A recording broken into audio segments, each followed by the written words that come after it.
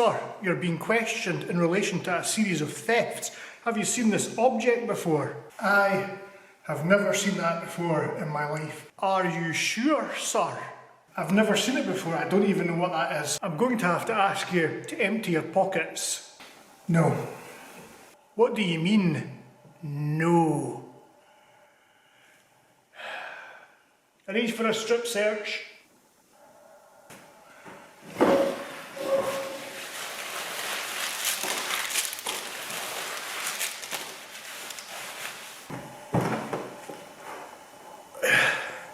You pathetic worm, you disgust me.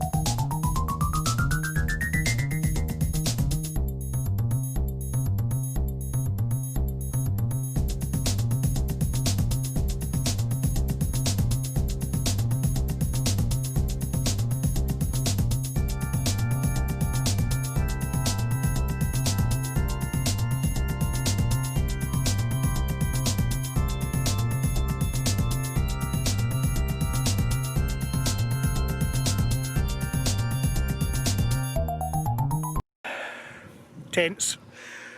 Last week was nuts, this week it's tents. Obviously we're scouts, so we can't really avoid tents if you're a scout. It's just the way it is.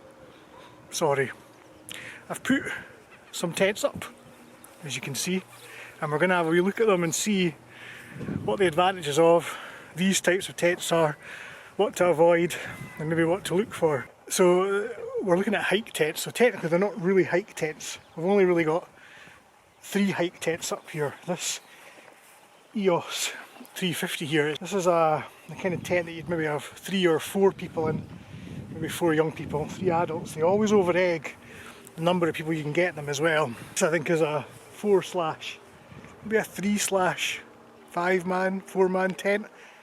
You can get 2 adults in it. 3 adults if they're friendly, 2 if they're not. Kids, you can cram about 20 in there. It's as many as you can fit in, all on top of each other. It's a tunnel tent, so the poles don't cross over. You've just got 1 pole, 2 pole, 3 pole.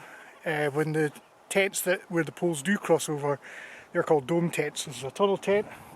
Going inside, you have oh, it's quite bright. You have a lovely vestibule area for your boots and dogs. You can maybe put a wee armoire out here so you can recline on it. So in here we have our sleeping compartment. It's comfortable for 3 people. Your sleeping stuff is supposed to go in here, your bags are supposed to stay out here in the vestibule. That's what the vestibule is for, as well as leaving your dirty boots out here. As you can see, we've got sacking.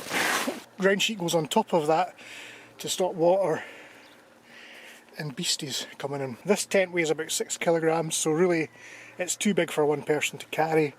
You'd probably want to split this out amongst 3 or 4 people. Someone can take the top, someone can take the inner tent, and someone can take the poles, whatever the poles are. That's usually how we do it. This tent has fiberglass poles, which are not as good as alloy poles because fiberglass split. So if you're going to buy a tent, try and get one with alloy poles. It's a good tip. Tents generally are probably really dark because the sun's behind me. Anyway, let's move slightly. Right, so these tents are made up of essentially 2 parts. There's the fly sheet or outer tent, and then there's the inner tent. Now, if you're pitching these tents, it's really important to pitch them properly. These tents aren't so bad because they're a bit bigger. It's a good idea to pitch them on the flat. If the fly sheet or outer tent touches the inner tent, it's going to leak. So it's important if you're in here sleeping that you don't have anything on the sides of the tent pushing this inner tent out against the fly sheet because water will just seep through. It's also a good reason to not overfill your tent with people or bags. You have a gap here. This is to keep the tent waterproof, but also to provide an air gap because air is a really good insulator and it should keep you warm. The tent behind me, it's advertised as a 2-man tent, but there's no way it's a 2-man tent. You'd basically have to be very close to the other man or person you were sharing this tent with. It's a Robbins Arch 2, and I bought it because I was away on the Great Glen Way with that tent there, which just leaked like a sieve. Not a great tent if the weather's not ideal. So I bought this one. It was the only one in the shop that they had. The good thing about this tent is that it's light. It's only, I think, 1.8 kilograms packed, so this is okay for one person to carry. Other things to note about it that's important is that it has 2 poles. It's another tunnel tent, as you can see, but crucially it has a pole where your head would be, and it also has a pole where your feet would be. You'll notice on the tent down there, there's no pole. There's only one pole there, so if you're in that tent and you're sleeping, your feet down the bottom there, it pushes the tent up against the fly sheet, just leaks. So we're sort of in the tent. If you look down the bottom of the tent there, you can see that there's a nice high arch there, so when you fall asleep and your feet are down there, there's really no danger. There's really no danger that hooligan! There's really no danger that your feet are going to touch the end of the tent there and cause it to make contact with the fly sheet and leak. 2 main things to think about if you're buying a tent for hiking is the size of it when it's packed and the weight of it generally. If it's above 2 kilograms, I wouldn't consider it for hiking. The only thing I would say about this is the ground sheet is a bit flimsy, so you really want a decent sort of thermarest. Other than that, it's a decent tent. What we'll do is we'll go next door to my old tent. So this is my old Coleman Bedrock 2. It's a tent that promises much and delivers very little. It looks really good, it's really light, it's like less than 1.5 kilograms. It packs up really small, but it will not pitch in a way that is conducive to you having a comfortable night's sleep. So we're inside the tent here. Actually, let's do that. Oh, I have bad memories of this tent. I have memories of trying to get to sleep in this tent. Nah. So if you look down the bottom there, you can see it. Your feet are supposed to go down there, and there's no way you can lie in this tent and not have your feet push the inner tent up against the outer tent, which obviously just causes it to leak.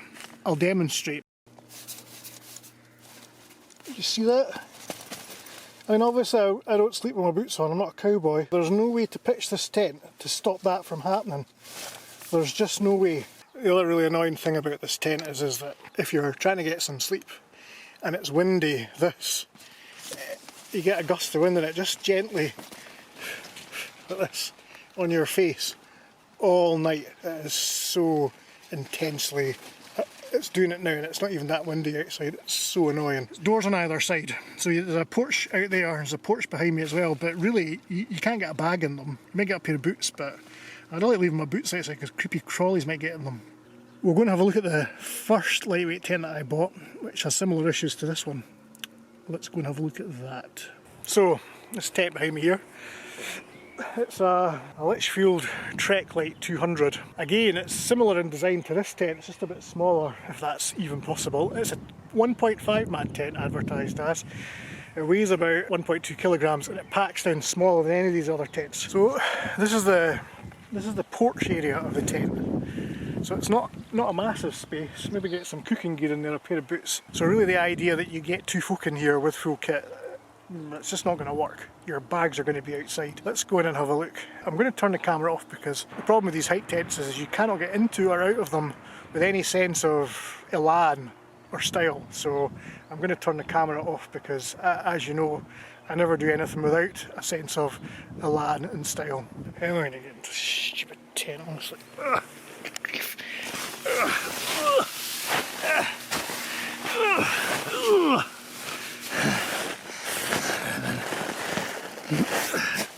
Oh, God, this tent's rubbish. Some money! 20 pence! Yes, 20 pence! Oh. It's a bit mouldy in here. Anyway, I might have been recording. So, we're in. This is this is a Wendy house. It's not a tent for full-size humans. This tent, I can't imagine. I've slept in this tent more often than I've slept in any other tents, but it's rubbish. So, as you can see, we have the same problem here, although it's not as bad in this tent. This tent does actually have a pole at the bottom. The thing is, it's only about 6 inches off the ground, so it doesn't really work very well. We'll go down and have a look, shall we? Hold on. So you can see the pole there, but it's just not very high. So again, when you're sleeping in this tent, your feet are going to be down that end there. That's my head is at the top of the tent here, so you can see that even it's gonna leak. This is like, it's the smallest tent in terms of headroom. Getting dressed in this tent, I can confirm, is an impossibility. You need to be some sort of contortionist. Now, obviously, those of you who know me, someone walking past outside thinking that I'm talking to myself in a tent. I'm going to try and get out of this tent, but I'll leave the camera recording because there's no easy way to do this.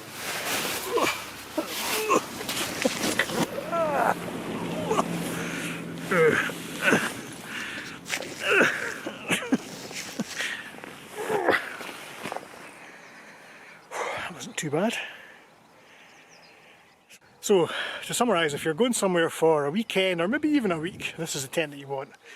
These are not good for hiking, they're too heavy. Also, the poles are made from fiberglass, and for scouts to use, given the treatment they get, they don't last that long and they're difficult to repair and almost as impossible to replace. I'm going all the way down to the other end, this wee Litchfield Trek Light 200. It packs up super light and super small, and I suppose if you were guaranteed good weather and a flat pitch and you were only 3.5 feet tall, you could use this tent. It's no good outside of those parameters. It does have alloy poles, and it does have a pole at either end, so there are 2 sets there. It's a really good tent insofar as it's super light, and it hardly takes up any space. So, but not for me, because I myself take up quite a lot of space, so no. So this is the Coleman, can't remember what it's called, Bedrock 2 it's called. Again, unfortunately it's only got the one pole, so it's going to leak. Also, you have to use all the pegs. Like this tent here, you can pitch it with 4 pegs. This, you need to use all the pegs, it's a pain in the arse. It took longer to pitch that than it did that one and that one put together. So I'm putting this one back in the cupboard and I'm never using it ever again. Back to this one, the Robin Arch 2. This is the most recent tent that I bought, and I must admit I wouldn't have bought it, except it was the only one in the shop that suited what I needed, and it was quite expensive as well. Beasties. Alloy poles, which is good, and it's got a good high level pole at the foot end, so you're not gonna have any leaks if you pitch it properly, and as long as you keep everything else away from the sides of the tents. Also, I can get out of this and not look like some sort of terrible monster, you know, exiting a cave. Well, that might be a bit of an exaggeration. I probably still look like that, but I like to think I get out of it with a bit of style, and you know, and I don't look like a tramp that's just raided a tent. So the big tent is fine for weekend trips if you're maybe not walking or travelling too far. But if you are walking and you're wild camping, you maybe perhaps want one of these tents, and for preference I would go for this. Things to remember: alloy poles, which are made of metal, such as those, are better than fiberglass poles, which are like that. Other things to remember are pitching your tent in a way that the inner tent does not touch the outer tent. It's also important to keep any gear you've got inside the tent away from the edges of the tent. I'm going to see if I can put up this other tent. I don't really want to. What's the time? It's only 6:30. I'll give it a bash, see what happens. Before we go any further with that tent that I've just put up, it is by no means pitched properly, so if any other scout leader type people are watching this, there is much to criticise. However, you don't normally put this tent up by yourself. And since we're not staying in it and it's not blowing a hoolie, I think I'm allowed some leeway with this.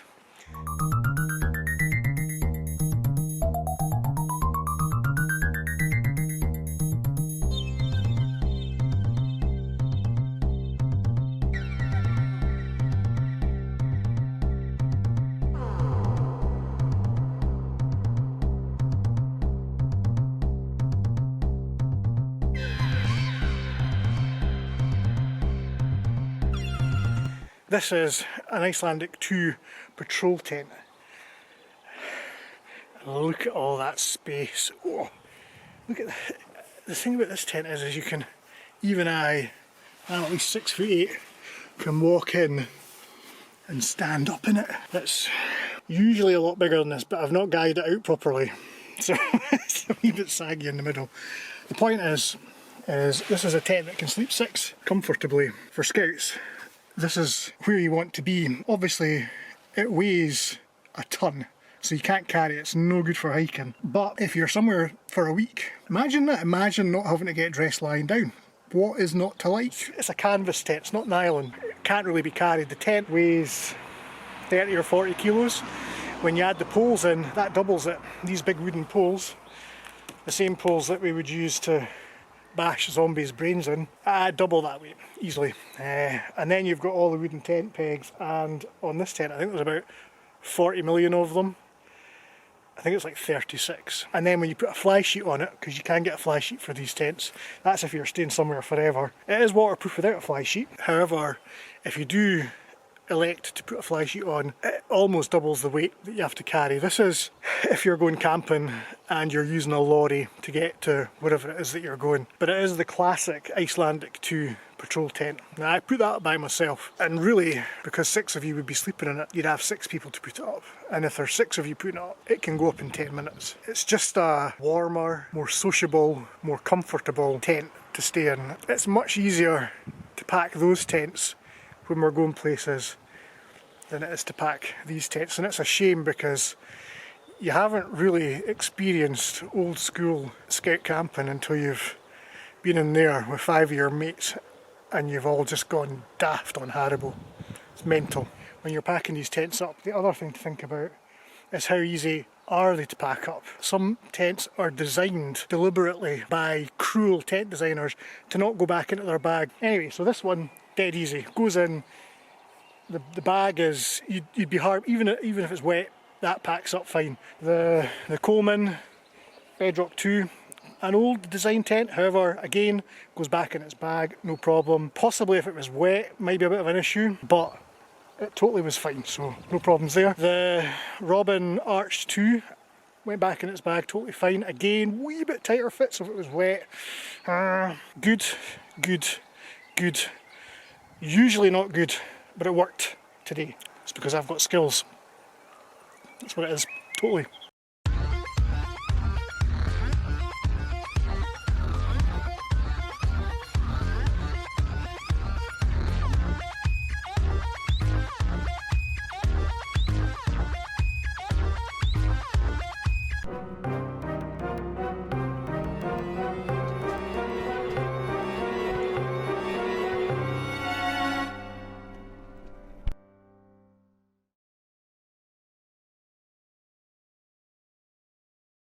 The tent behind me is an old pop-up tent. It has been treated for flame retardancy, but by way of a demonstration about why you may not have open fires, flames in a tent, we're going to see if we can set fire to this. Do not try this at home. I have fire extinguishers and water about, being as safe as I can. I actually don't think it will burn.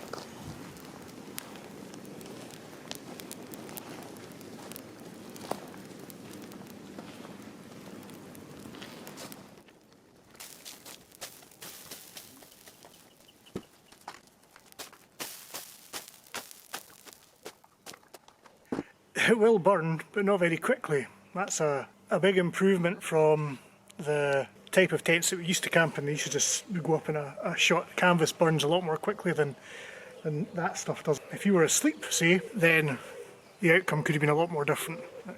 Fire taking hold on a day that was more windy, and you might have been in trouble. Having the presence of mind to find a penknife and cut your way out of the end of the tent that isn't burning if you're just woken up might not be the thing to do. So I think that's salvageable. I think we could use that, maybe.